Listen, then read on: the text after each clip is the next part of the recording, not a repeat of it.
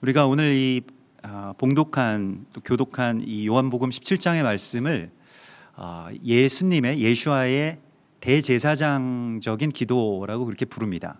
대제사장으로서 스스로 화목 제물이 되셔서 주 앞으로 드려지시기 전에 대제사장이 제물을 가지고 주님의 제단 앞에서 기도하는 것과 같이 그렇게 지금 기도하고 계신 모습입니다. 그런데 이 대제사장적인 기도라고 하는 것이 우리가 오늘 이 본문 읽은 것과 같이 자세히 살펴보면 그것은 하나님을 아버지라고 부르는 그런 기도입니다.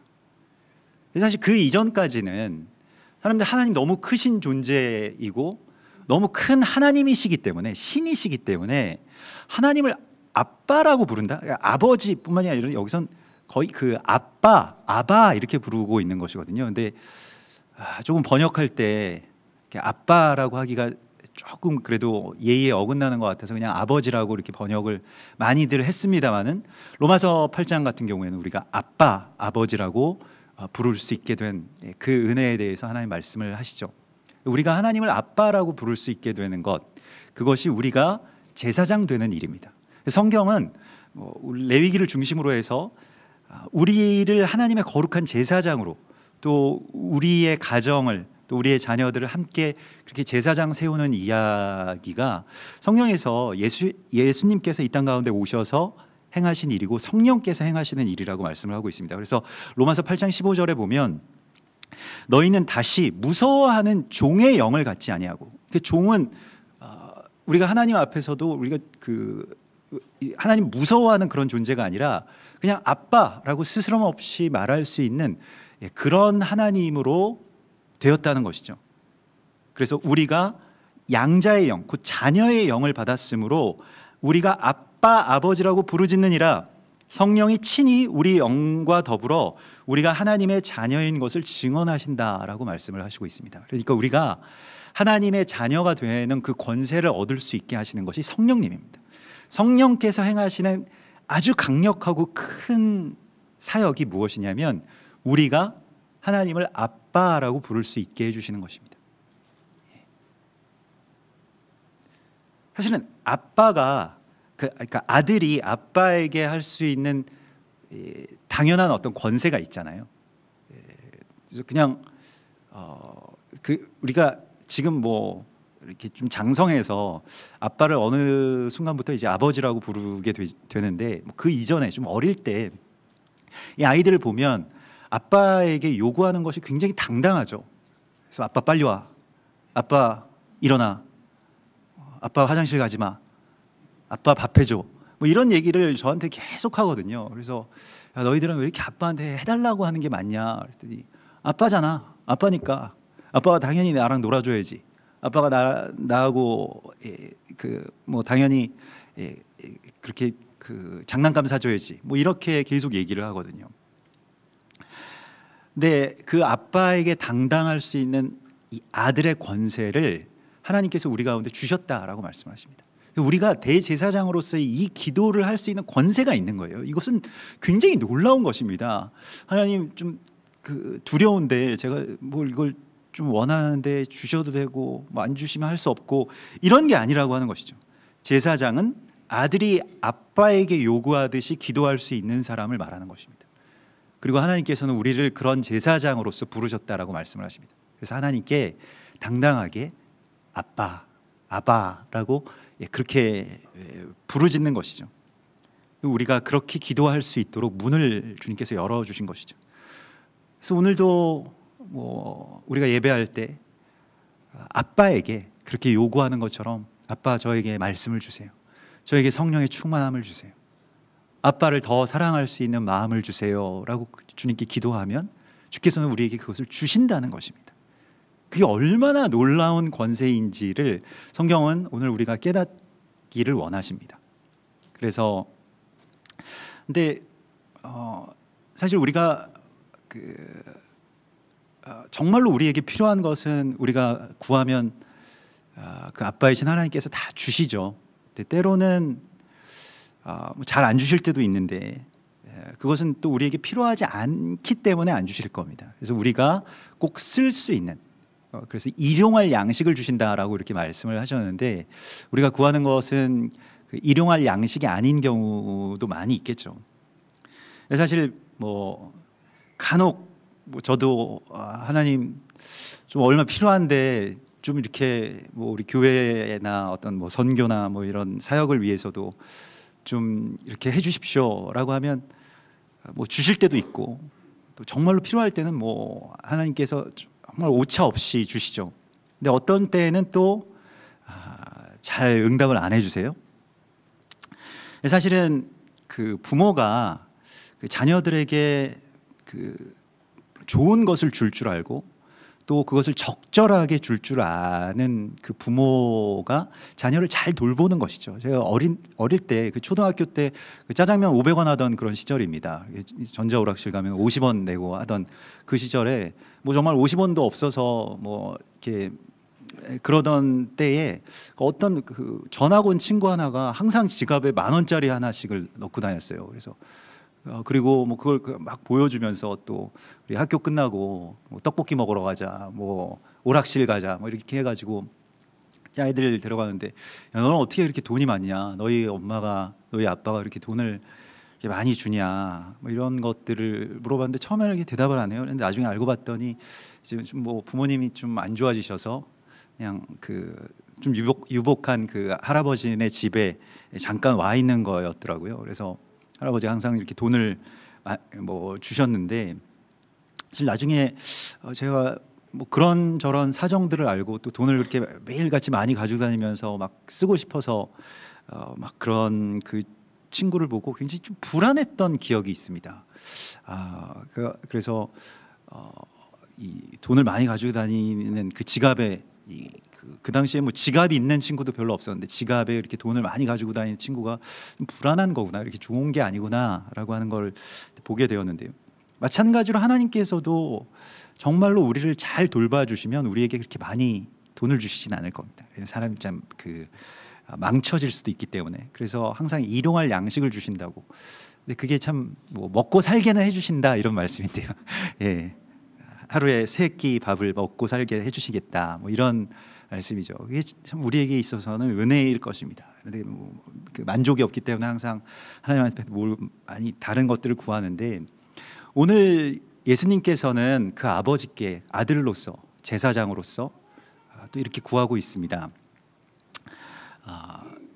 하나님, 아들을 영화롭게 해주십시오. 저를 좀 영화롭게 해주세요라고 하는 기도를 하고 있습니다. 여러분, 이런 기도를 해보신 적이 있으신가요? 하나님, 저를 좀 영화롭게 해주십시오라고 하는 그런 기도요. 잘 안 해보셨을 겁니다. 영화롭다라고 하는 말이 뭔지도 우리가 잘 쓰는 말이 아니기 때문에 일단 기본적으로 하나님, 나를 영화롭게 해주십시오라고 하는 기도를 잘 해보신 적이 없을 겁니다만은, 이 영화롭게 된다라고 하는 것은 하나님의 영광으로 충만하게 된다라고 하는 걸 말합니다. 그래서 그 헬라 말로는 이걸 그 독사조라고 하는데, 하나님의 영광이 내 안에서 아주 충만하게 그 차오르게 되는 것. 그래서 내가 막 그 뭐 사람이 좀 빛이 나는 그런 순간들이 있잖아요. 이게 뭐 정말로 얼굴에서 하나님의 어떤 그 영광의 빛이 막 드러나는 그런 순간들이 있거든요. 사실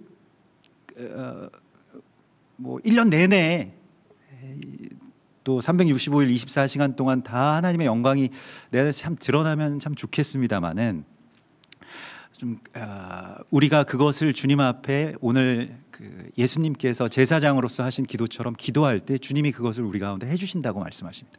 이 영화롭게 한다, 하나님을 영화롭게 한다라고 하는 말을 오늘날 좀 종교적인 용어에서는, 그러니까 그 교회의 어떤 관용적인 표현에서는 하나님께 영광 돌린다라고 하는 표현으로 그렇게 쓰기도 하죠.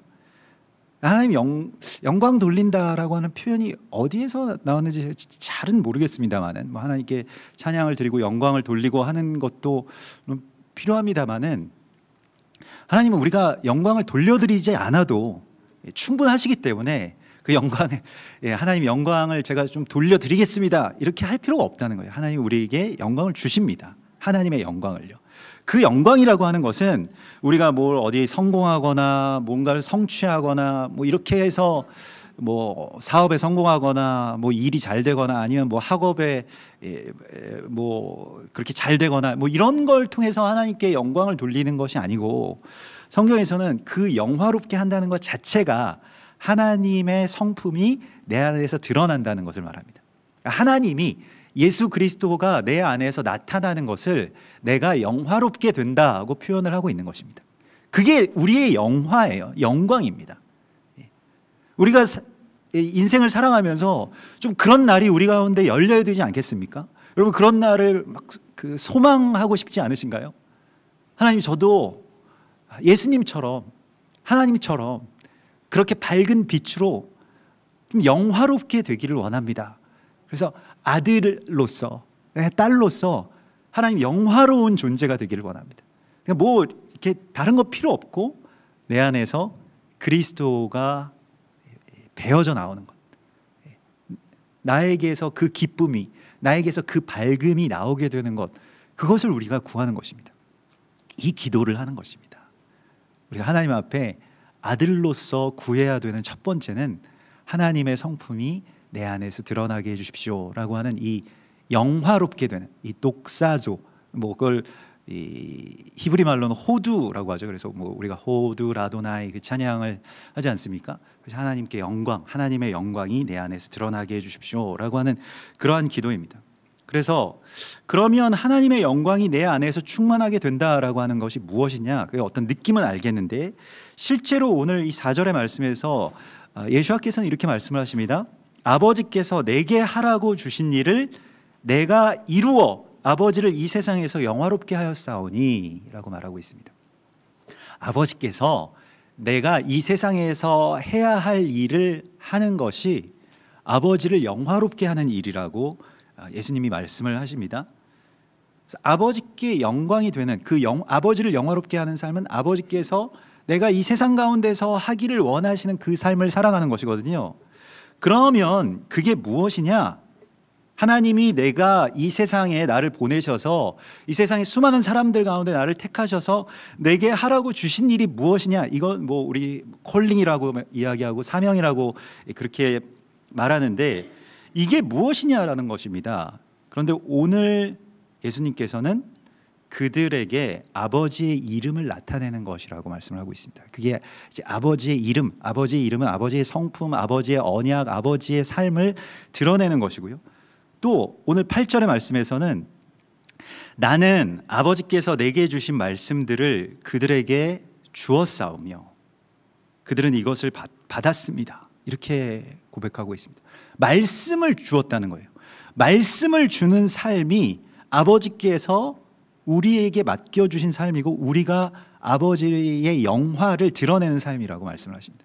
우리가 뭐 어디 가서 말씀을 증거하고 뭐 설교를 하고 뭐 성경 공부를 인도하고, 물론 뭐 이것도 정말로 주께서 우리 가운데 맡겨주신 사역의 일부가 될 수 있겠습니다만 그걸 말씀하시는 것이 아닙니다. 우리가 말씀을 전한다라고 하는 것은요, 말씀에 증인된다라고 하는 것은 뭔가 어떤 이 말씀에 관련된, 오늘날의 말씀에 관련된 성경 사역을 하라고 하는 것을 넘어서서요, 신명기 6장 5절에 보면 우리 쉐마 이스라엘 나오죠. 이스라엘아 들으라, 우리 하나님 여호와는 오직 하나님 여호와시니 너는 마음을 다하고 뜻을 다하고 힘을 다하여 내 하나님 여호와를 사랑하라. 이것을 어느 때든지 너에게 맡긴 자녀들에게, 오늘 예수님께서는 그 자녀들이 자신의 육신의 자녀들이 아니라 자신에게 맡겨진 사람들을 다 자녀라고 말하고 있습니다. 그래서 우리에게 맡겨진 사람들에게 이걸 전하라. 네 자녀에게 부지런히 가르치며 집에 앉았을 때든지 길을 갈 때든지 누워있을 때든지 일어날 때든지 이 말씀을 가르치라. 말씀을 가르친다라고 하는 것은 무언가 뭐 강의하거나 가르치려고 들면 오히려 안 되죠. 말씀을 가르치려고 하는 것은 말씀을 우리가 그들에게 주기 위해서는 예수와께서 그렇게 말씀으로 이 살아있는 말씀이 되셔서 자신의 삶을 그들에게 주심으로써 말씀을 주신 것처럼 우리도 우리의 삶을 주는 것입니다. 말씀을 전한다라고 하는 것, 말씀 강의를 하라는 것이 아니라 우리의 말씀대로 살아가는 그 삶의 갈망과 기쁨과 자유를 주는 것입니다. 먼저는 나에게 맡겨주신 나의 자녀들에게, 나의 배우자, 나의 가족들, 나의 부모님에게 이것을 주는 것입니다. 말씀대로 사는 삶을 이렇게 부지런히 계속해서 주는 것인데, 그 말씀대로 사는 삶이라고 하는 것이 무엇입니까? 마음을 다하고 뜻을 다하고 힘을 다해서 주님을 사랑하는 그 갈망을 주는 것입니다. 이게 말씀 준다라고 하는 것이에요. 여러분, 갈망이라고 하는 것은 반드시 유전됩니다. 그리고 반드시 전도되게 되어 있습니다. 내가 무엇을 욕망하고 갈망하느냐가 아이들에게 반드시 투사되게 되어 있습니다. 내가 정말로 돈을 갈망하고 돈을 사랑하고, 그러면 아이들 돈을 사랑하겠죠. 내가 하나님을 정말로 사랑하고 하나님을 마음과 뜻과 힘을 다해서 사랑하기를 더 원하고 구하면 자녀들도 그것을 찾게 되어 있습니다. 그 갈망을 전하라고 말씀을 하시고 있는 거예요. 이게 정말 복된 소식이기도 하고, 또 때로는 이것이 굉장히 저주스럽게 느껴지기도 하죠. 내가 정말로 하나님을 갈망하는 그 삶을 살아가게 되면 그 갈망이 고스란히 우리의 주변에 나에게 맡겨주신 사람들에게로 전해지게 된다는 것입니다. 우리가 하나님이 영화롭게 한다라고 하는 것은 이제 이것을 우리의 삶을 통해서 드러내는 것을 말합니다.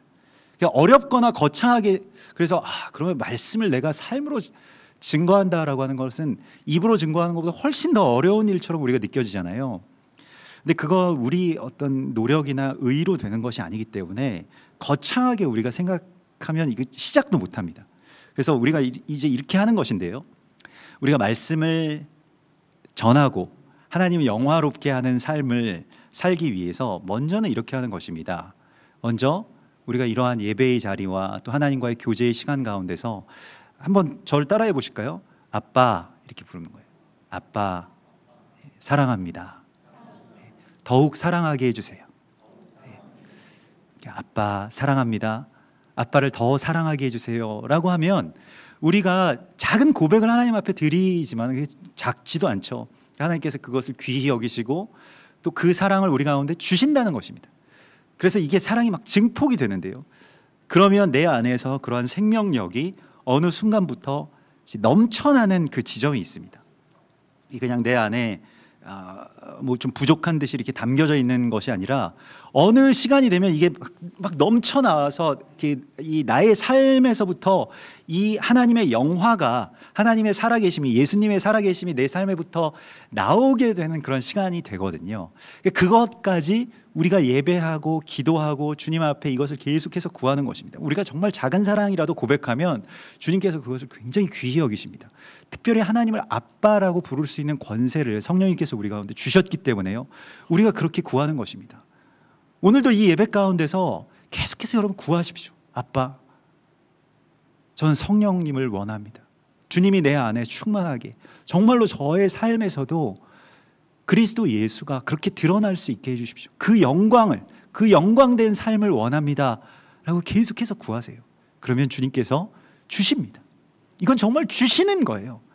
우리가 어떻게 예수님의 삶을 우리 노력이나 인격으로 따라갈 수 있겠습니까? 못 따라갑니다. 할 수 없는 거예요. 그 기대를 성경이 하고 있는 것이 아닙니다. 우리가 주님 앞에 구할 때 성령이 우리 가운데 임하셔서 그 권능이 우리 가운데에서 넘쳐나게 된다라고 말씀을 하십니다.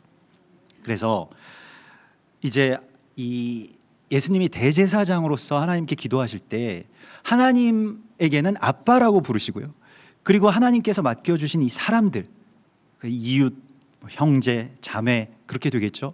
나에게 맡겨주신 그 사람들을 향해서는 아비의 마음을 갖습니다. 그래서 나의 자녀들, 나의 아이들, 내 새끼라고 하는 그러한 생각을 가지고 그들을 책임지는 어떤 아비로서의 기도를 또한 하나님 앞에 올라가서 하고 있습니다. 그러니까 이게 제사장적인 기도가 그 아비의 마음과 자녀들의 마음의 연결 지점 가운데 있는 걸 보게 되는데요, 그러면서 하나님 아버지께 아들로서 간청을 드립니다. 정말 간청하는 것은, 간곡한 부탁이 무엇이냐면 여기에 남겨진 사람들을 끝까지 지켜주십시오 라고 하는 기도를 합니다. 그래서 이들을 보전하사 이렇게 되어 있는데 이들이 살아남게 해주십시오 라고 하는 것입니다. 그리고 이 사람들이 나를 닮았기 때문에 세상이 이 사람들 미워할 겁니다. 그런데 하나님 끝까지 살아남아서 이렇게 간청하고 있어요. 아버지와 아들인 내가 하나가 된 것처럼 저들도 그걸 좀 담게 해주십시오 라고 기도하고 있습니다. 예수님이 지금 십자가 달리시기 전에, 십자가의 제사로 그 제단으로 올라가시기 전에 하는 기도입니다. 이걸 우리가 주목해야 되는데요, 예수와께서 십자가에 올라가시기 전에 어떤 기도를 하시면서 올라갔는지를 우리가 보아야 되는데, 그냥 단순히 사람을 구원해 주십시오, 죄와 사망으로부터 그들을 건져 주십시오 라고 하는 어떤 개인에 대한 구원의 이야기가 아니었습니다. 예수님께서 오늘 하신 기도는 아버지께서 내게 주신 그 아버지의 이름으로 저들을 살아남게 해주셔서 우리와 같이 오늘 11절에 저 사람들도 하나가 되게 해주십시오, 이 에하드에 대한 기도를 드리고 있습니다.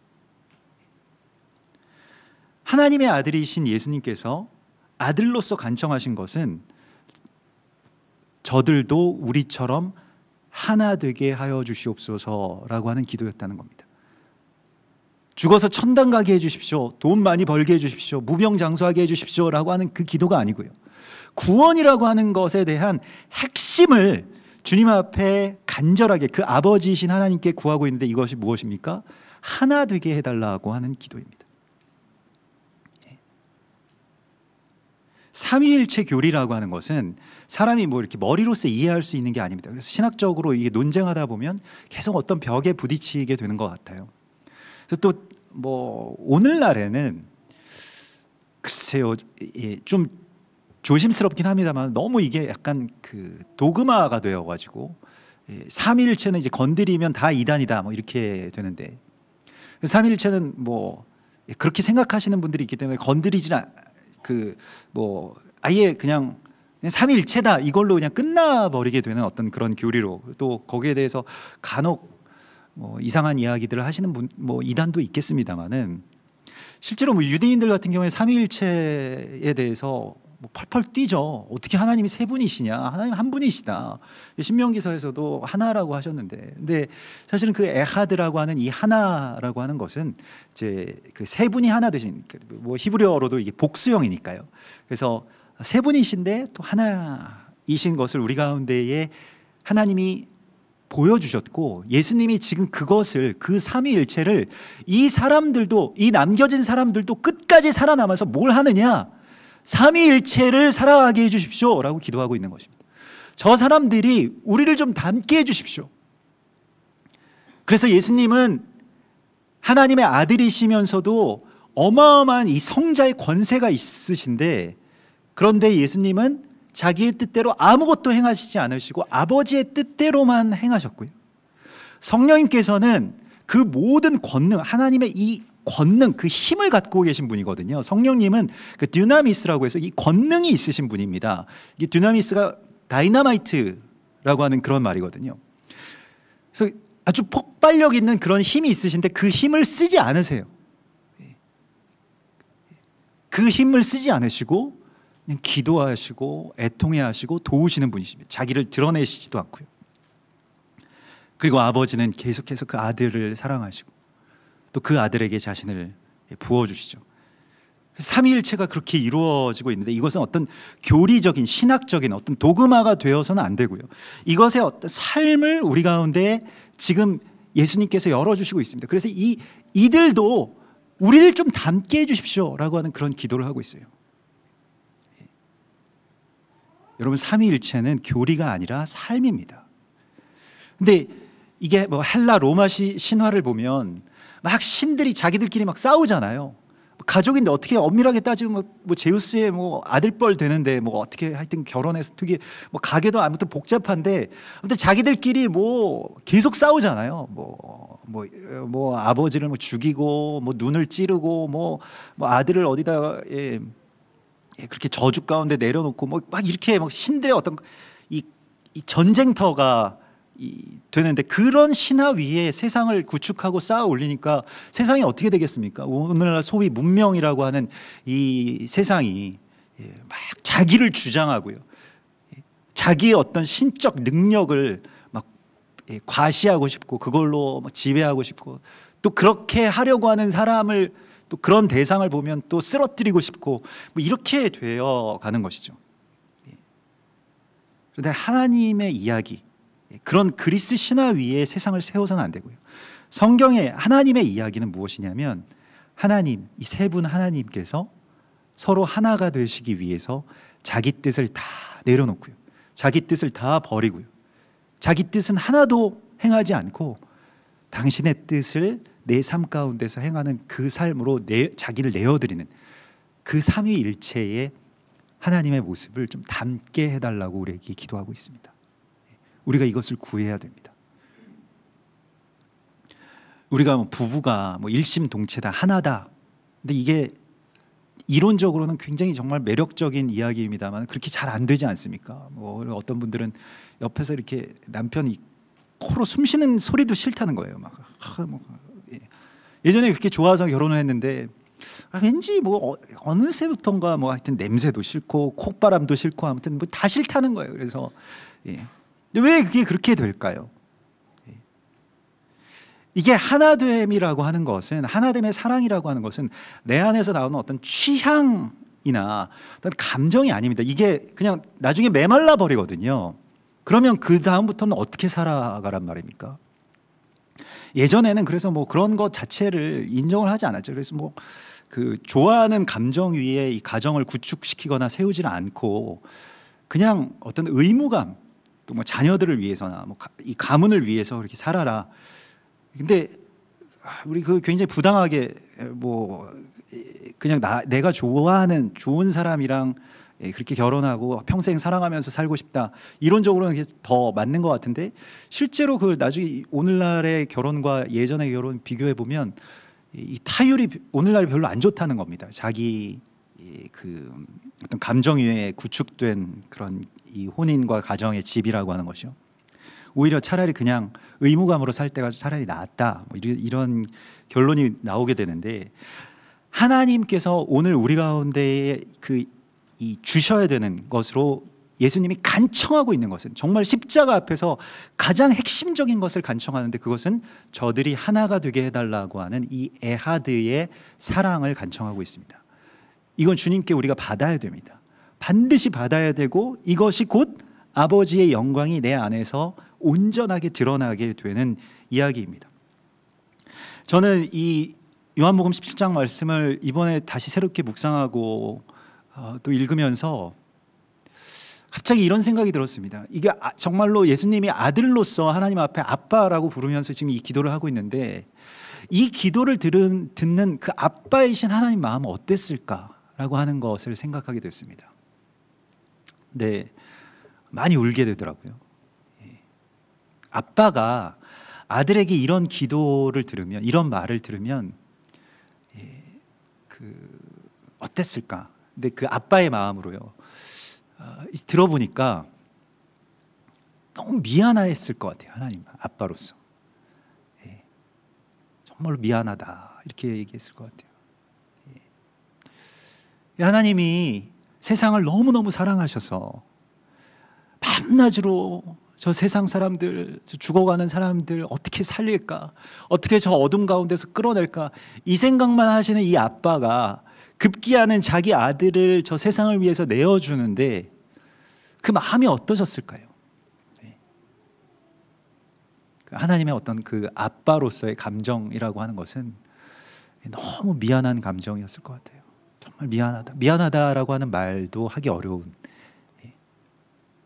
근데 아들도 꼭 그 아빠를 닮아서 세상에 맡겨진 그 사람들을 사랑해서 자기의 삶과 자기의 목숨을 다 내어주면서도, 이럴 때가 제일 사실 먹먹한데 여러분도 그러실 겁니다.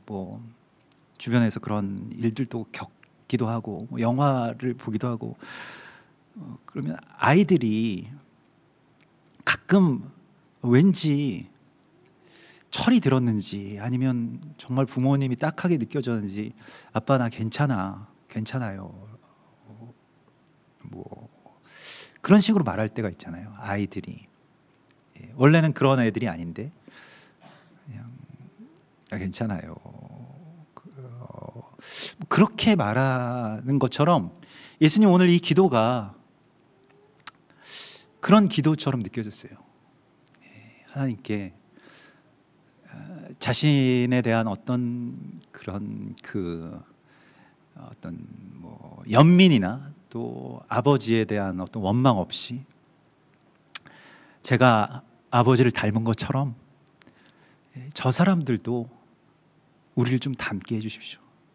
사실 제가 얼마 전에 이 벤 폴즈라고 하는 뭐 그 미국의 어떤 그 싱어송 가수가 쓴 이 노래가 있더라고요. 근데 아들아 너는 나를 참 많이 닮았구나. 그래서 너무 미안해라고 그 노래를 듣는데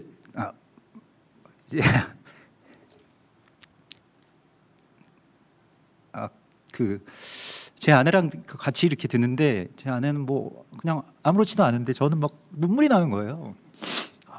지금도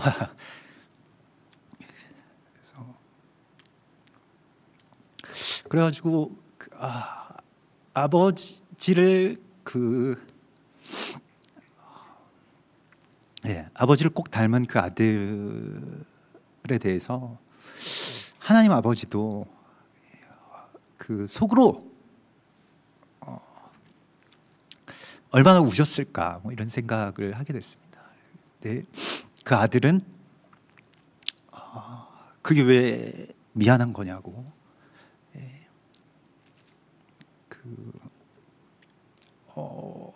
내가 아버지를 닮은 것을 굉장히 자랑스럽게 생각하면서 저 사람들도 나의 아들들과 같은 저 자녀들도 그렇게 좀 닮게 해주십시오라고 하는 그 기도를 하고 있는 것이죠. 사실은 이제 이 고난 앞에 선 그 예수님이 하나님 앞에 이런 기도를 하고 마지막으로 올라가시기 전에 십자가로 골고다로 올라가시기 전에 그 아빠에게 하시는 기도는 내가 아버지를 닮은 것처럼 저 사람들도 나를 닮고 아버지를 그래서 닮게 해주십시오라고 하는 그런 기도였다는 것입니다. 얼마나 놀라운 사랑의 고백인지 모르겠습니다. 그리고 우리도 나를 닮은 우리의 자녀들이 있으실 것이고 또 우리에게 맡겨주신 그러한 주님의 영적인 자녀들과 또 사람들이 있을 겁니다. 그들에게 내가 아버지에게 간청하는 것처럼 날마다 주님을 조금씩 더 닮아가게 해주십시오 라고 하는 그 기도를 주님께 드릴 때 그 사랑 안에서 아버지와 아들이 하나이셨던 것과 같이 우리도 그 권능으로 하나가 될 것입니다. 우리의 가정에서도 또 우리 교회에서도 우리의 국가에서도 그렇게 우리가 주님을 닮아서 이 에하드 하나가 되는 이 온전한 구원이 우리 가운데에 예수와의 이 기도로 말미암아서 열렸음을 선포합니다. 같이 기도하겠습니다. 주님, 참으로 아버지를 닮아서 또 우리를 그렇게 사랑하신 예수와의 그 기도를 오늘 우리가 만나게 하시고 또 그 기도의 응답으로 우리가 여기 있음을 믿습니다. 우리가 남은 자들이 되어서 주님 하나 되심을 이루신 것처럼 우리도 그것을 닮게 하여 주시옵소서. 나를 주장하고 내가 더 높음을 설파하는 이 세상의 다툼에서 벗어나게 하시고 나를 비우고 또 나를 낮아지게 하고 또 아버지의 뜻을 높여 살아가는 그러한 참된 하나됨의 역사가 우리의 공동체 안에서 온전하게 일어날 수 있도록 인도하여 주시옵소서. 우리가 주님 닮기를 원합니다. 그리스도께서 여호와 하나님을 그렇게 닮으셨던 것과 같이 우리도 그리스도를 닮은 삶을 살게 되므로 이 땅 가운데서 주님의 이름을 온전히 선포할 수 있는 또 주님의 말씀을 세상 가운데 전할 수 있는 그러한 살아있는 말씀으로 우리도 살아가게 하여 주시옵소서. 주님 이것을 구합니다. 아들로서 주의 딸로서 아빠 되신 주님께 이것을 구합니다. 주님 우리에게 주님 닮게 하여 주시옵소서. 거룩하신 예수와 메시아 이름으로 기도드리옵나이다.